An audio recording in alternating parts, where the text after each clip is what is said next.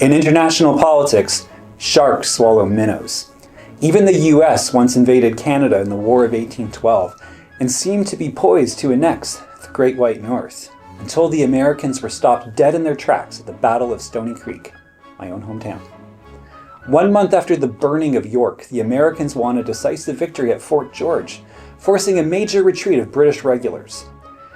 The US General Dearborn, the exceedingly cautious commander of the American forces, decided against a swift pursuit of British forces and instead encamped at Stoney Creek, nestling their forces tightly at the foot of the Niagara Escarpment, a geological formation that arcs across New York, Ontario, Michigan, and Wisconsin, whose origins stretch back 450 million years ago into the past when a shallow tropical sea existed where today there is the Great Lakes. Billy Green, a 19-year-old local resident, was scouting the American positions with his brother-in-law Isaac Corman.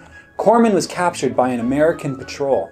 The Americans learned that Corman was the cousin of General William Henry Harrison, an American Revolutionary War hero who would later in his life have the shortest term in office of any US president. Accepting Corman as a patriot and a Republican, he vowed to the Americans he would not divulge to the British anything he observed in the American camp, and was even given the challenge password when met by American troops, intentionally scripted for Corman as Will Hen Har. Isaac Corman was true to his word. His brother-in-law, however, Billy Green, was born in Upper Canada, a Canadian, not British. Armed with the intelligence on the camp and the password, Billy Green rode his horse hard to the British camp.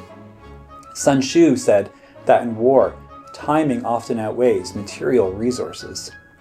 Vastly outnumbered by the Americans, but with the element of surprise, the British, the Canadian militia with Billy Green now, and Mohawk warriors stealthily penetrated the outlying American sentry positions and launched an assault deep behind American lines.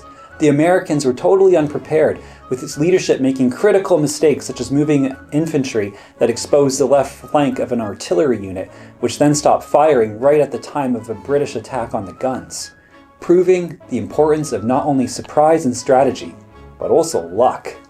The British suffered heavy losses, 3 times the number of American dead and wounded. The commanding British general was thrown off his horse, suffered a severe traumatic brain injury, never saw active service again.